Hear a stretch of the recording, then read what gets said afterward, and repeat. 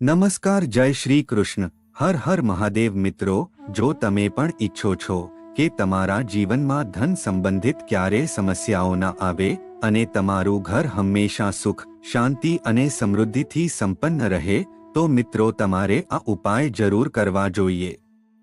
મિત્રો, જ્યોતિષ શાસ્ત્ર અનુસાર જીવનમાં સફળતા પ્રાપ્ત કરવા માટે અને સુખ શાંતિ બનાવી રાખવા માટે વાસ્તુના અમુક નિયમોનું પાલન કરવું જરૂરી હોય છે.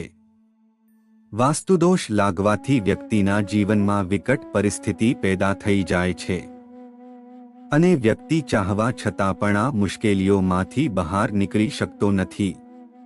વાસ્તુશાસ્ત્રમાં આર્થિક તંગીને દૂર કરવા માટે ઘણા ઉપાય જણાવવામાં આવ્યા છે અને આ ઉપાયો કરવાથી ઘરમાં સુખ અને સમૃદ્ધિનું આગમન થાય છે. સાથે જ ધન ધાન્યમાં પણ વૃદ્ધિ થાય છે. તો મિત્રો, આજની વિડીયોમાં તમને ખૂબ જ મહત્વપૂર્ણ અને ઉપયોગી જાણકારી મળવાની છે. તો આજની વિડીયોમાં અંત સુધી બન્યા રહેજો અને વિડીયોને લાઈક શેર કરીને અમારી ચેનલને સબસ્ક્રાઇબ પણ જરૂરથી કરી દેજો.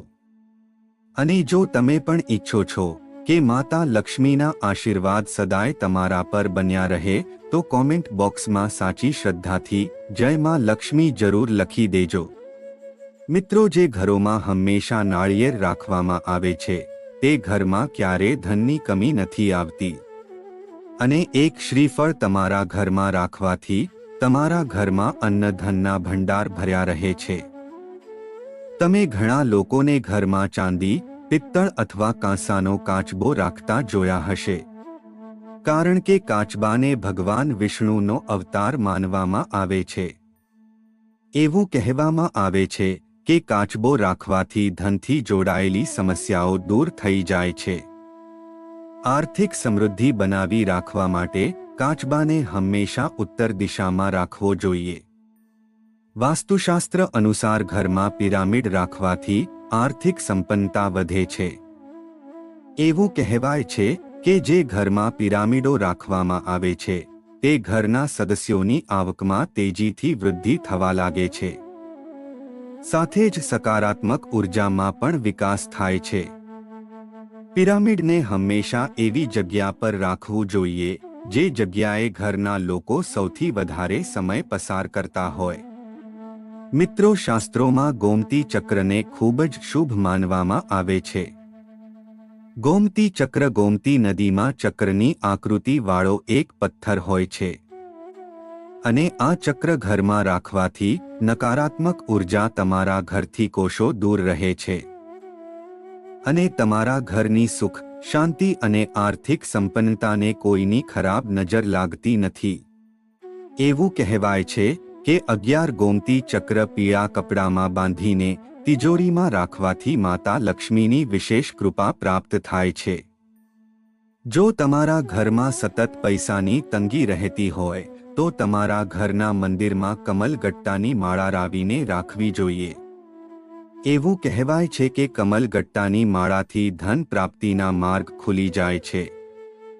આ માળાને તમારા ઇષ્ટદેવનું નામ 108 વાર જાપ કરીને ઘરમાં રાખવાથી ઘરમાં સકારાત્મક ઉર્જાનો સંચાર થાય છે. જો તમે આર્થિક તંગીથી પરેશાન હોય તો શુક્રવારના દિવસે લીમડાની લાકડીને ઘરે લઈ આવી પછી એક સ્વચ્છ પાણીમાં લીમડાની લાકડીને ધોઈને કાચના વાસણમાં રાખી દેવી જોઈએ. ત્યારબાદ કાચના વાસણમાં થોડું મીઠાવાળા પાણીથી ભરી લઈને રાખી દેવું જોઈએ. આ ઉપાય કરવાથી આર્થિક સમસ્યાઓ દૂર થાય છે.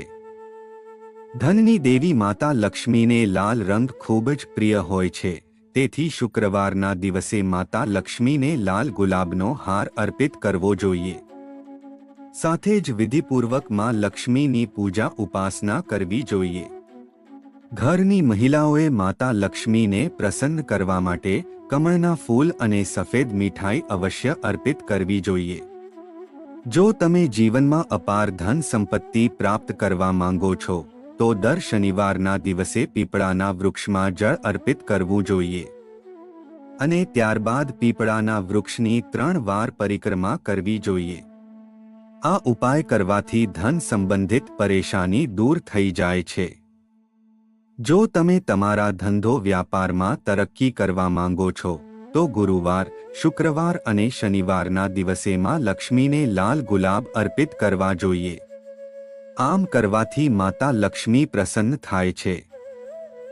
તમારા ધંધા અને કાર્યસ્થળ પર કમળના ફૂલ પર બિરાજમાન માતા લક્ષ્મીની ફોટો રાખવાથી તમારા જીવનમાંથી પૈસાની આર્થિક તંગી દૂર થાય છે. શુક્લ પક્ષ દરમિયાન ચંદ્રમાને દૂધનો અર્ઘ્ય આપવો જોઈએ. આ ઉપાય કરવાથી અટકેલું ધન પાછું મળે છે. પ્રતિ દિવસે તમારે સૂતા પહેલા જો તમે સ્નાન ના કરો તો હાથ અને મોં ધોઈને જ સૂઈ જવું જોઈએ. આમ કરવાથી નકારાત્મકતા દૂર રહે છે. દરરોજ સૂતા પહેલા તમારા ઘરમાં કિચનની યોગ્ય રીતે સાફ સફાઈ જરૂરથી કરવી જોઈએ. કિચનમાં ગંદકી રાખવાથી માતા અન્નપૂર્ણા ઘરમાંથી ત્યાગ કરી દે છે અને આથી તમારા ઘરમાં ધનનો અભાવ થાય છે. વાસ્તુશાસ્ત્ર અનુસાર ગંદકીના કારણે ફાલતુ ખર્ચ પણ વધે છે. તેથી ઘરમાં સાફસફાઈ રાખવી ખૂબ જ જરૂરી હોય છે અને માતા લક્ષ્મીની કૃપા પણ વરસે છે. ફાલતુ ખર્ચ રોકવા માટે રાત્રે સૂતા સમયે હંમેશા તમારા માથાને ઉત્તર દિશા તરફ રાખીને સૂઈ જવાથી માતા લક્ષ્મીની કૃપા પ્રાપ્ત થાય છે. પીપળાના વૃક્ષના 21 પાન પર રામ નામ લખીને સતત 5 સપ્તાહ સુધી પ્રત્યેક શુક્રવારના દિવસે જળમાં પ્રવાહિત કરી દેવું જોઈએ.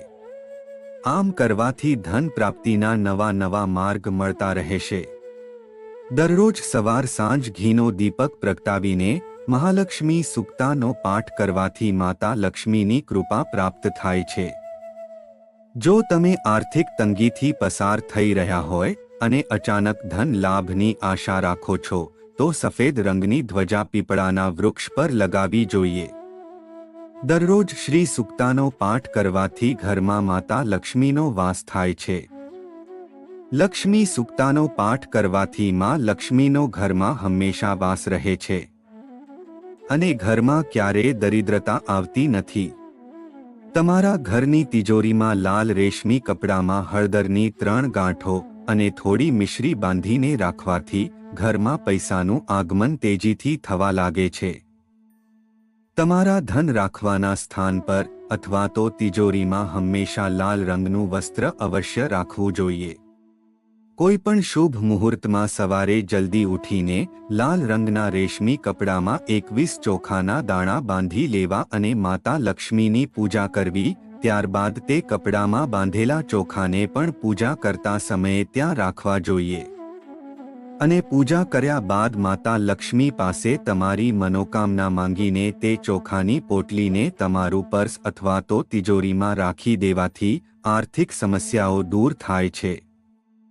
જો તમે પૈસા તો ખૂબ કમાઈ રહ્યા છો પરંતુ પૈસા તમારા ઘરમાં ટકતા નથી તો માતા લક્ષ્મીને એક સિક્કો ચડાવીને તે સિક્કાને તમારે લોટના ડબ્બામાં રાખી દેવો જોઈએ. આ ઉપાય કરવાથી તમારા ઘરમાં પૈસા સ્થાયી રૂપથી ટકવા લાગશે. પૂર્વજોનું ધન અને વિરાસત પ્રાપ્ત કરવા માટે તમારે શુક્રવારના દિવસે પાણી ભરેલું નારિયેળ માતા લક્ષ્મીને અર્પિત કરવું જોઈએ. ધન બચાવવા માટે તમારા પર્સમાં 7 લવિંગ રાખવાથી વધારાનો ફિઝૂલ ખર્ચ થતો નથી અને જો તમારા પૈસા ક્યાંક અટવાઈ ગયા હોય તો તે પણ તમને પ્રાપ્ત થઈ શકે છે. જો તમે શનિવારના દિવસે ભગવાન શનિદેવને તલ અર્પિત કરો છો તો તમને વિશેષ લાભ પ્રાપ્ત થાય છે અને પૈસા અને ધન કમાવાના નવા નવા અવસરો પ્રાપ્ત થવા લાગે છે. જો તમે કોઈને પૈસા અથવા ધન આપ્યું હોય અને જો તે તમને પાછું ન આપી રહ્યા હોય તો સૂર્ય દેવતાને ગુલેલનું ફૂલ અને જળ અર્પિત કરવું. આમ કરવાથી તમારું અટકેલું ધન પાછું મળે છે. મિત્રો, જો લાખ કોશિશો કર્યા બાદ પણ તમારા ઘરમાં પૈસા નથી ટકતા તો નિયમિત રૂપથી પૂજા કરવાથી ઘરમાં ક્યારેય પૈસાની તંગી આવતી નથી. ઘણા લોકો રાત્રે ભોજન કર્યા બાદ એંઠા વાસણો રસોઈ ઘરમાં જ છોડી દેતા હોય છે પરંતુ વાસ્તુ અનુસાર આવું કરવું ખૂબ જ અશુભ માનવામાં આવે છે. માનવામાં આવે છે કે જે ઘરોમાં રાત્રિના સમયે એંઠા વાસણો છોડી દેવામાં આવે છે ત્યાં માતા લક્ષ્મી ક્યારેય ટકતા નથી. તેથી તમારા ઘરને હંમેશા સાફ અને સ્વચ્છ રાખવું જોઈએ. જો મિત્રો ધનથી જોડાયેલી સમસ્યાઓ સતત તમારા જીવનમાં ચાલી રહી હોય તો તમારે 5 કાળા મરીના દાણા લઈને તમારા માથા ઉપરથી ઉતારી લેવા જોઈએ.